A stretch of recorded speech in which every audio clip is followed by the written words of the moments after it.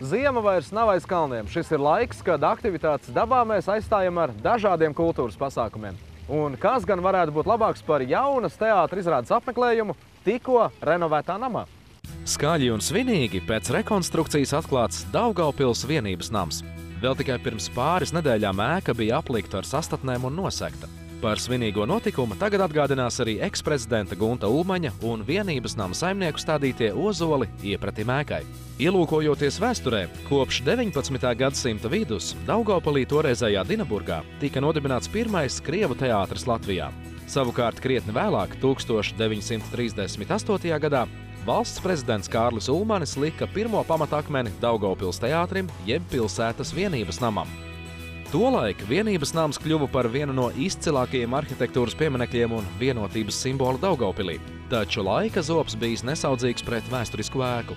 Kārtīgs remonts netika veikts 70 gadus. Šobrīd pēc renovācijas vienības nams atguvis to vecos posmi, kāda tam bijusi uzcelšanas brīdī. Tas atguvis savas vēsturiskās krāsas un izskatu. Pēc vecajām skicēm atjaunota skatuve un skatītāju zāle. Renovācija ilgusi vairākus gadus. Projekta izmaksas sasniedza nepilnu $1 000 000, ko finansēja no Eiropas Reģionālā attīstības fonda līdzekļiem, Latvijas valsts un Daugavpils pašvaldības. Renovēta nevien ēkas fasāde, lielā zāle ar 563 skatītāju vietām un skatuve, bet arī nama halle, aktieru ģērbtuves un citas telpas. Teātra direktors stāsta, ka kopš 1938. gada uz skatuves bijusi grīdas ripa no Nacionālā teātra. Kad mēs griezām šo veco skatuvi, vai ne, teiksim, kad līdz ar to arī aizgāja kaut kāds zināms posms, un to visi aktieri laikam to sajuta, vai ne?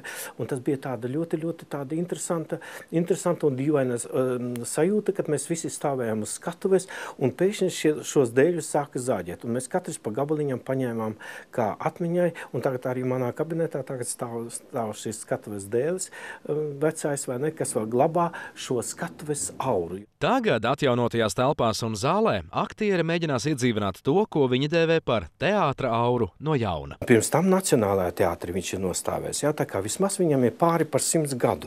Un paskatieties, viņš skan. Viņš skan, jā. Tas ir tas dēlis, vai ne?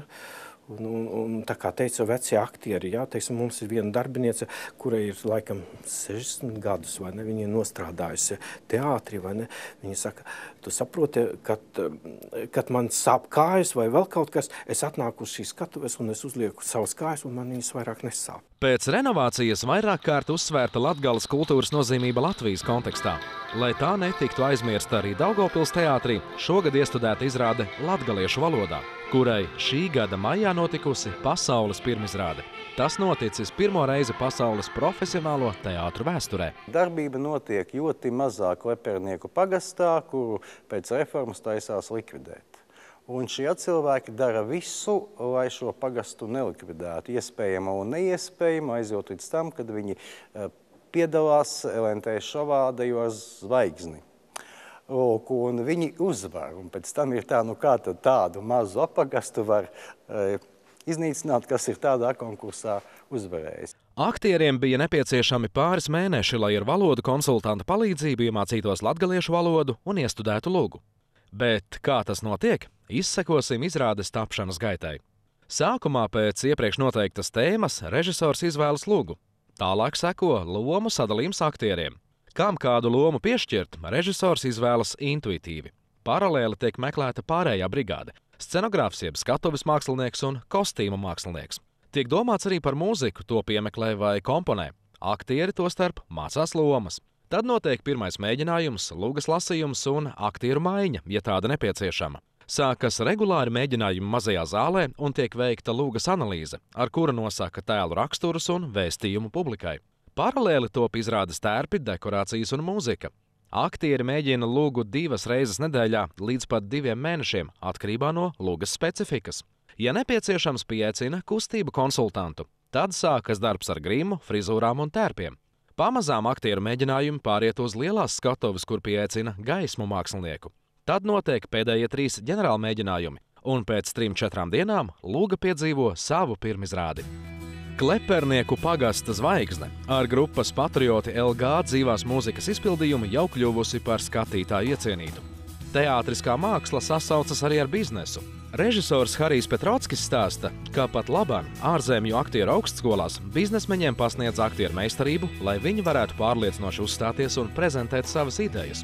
Viena no receptēm, kā to izdarīt, ir atcerēties, ko mīļu un pozitīvu, un ar šo pozitīvo noskaņu sākt runu vai arī iedomāties ūdeni. Cilvēkus vienmēr atbrīvo kaut kāds ūdens stihija. Aizveram acis un iedomājamies kaut kādu ūdenskritumu, kas nezinu, no klintīm skaisti krīt ūdens. Un ūdens aromāts, ūdens smarža, ūdens, kas iedarbojas uz tevi, ūdens, kas tevi spēj arī nomierināt. Šobrīd Latgalē par teātri kā par biznesa nišu vēl pāragri runāt.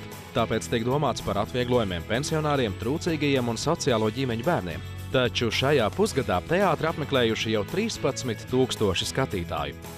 Trupas aktieri gan priecājas par viesiem, skatītājiem no citiem pagastiem, gan arī paši dodas uz tālākiem nostūriem uzstāties, uzskatot, ka profesionālajai mākslai jābūt pieejamai jebkurā reģionā.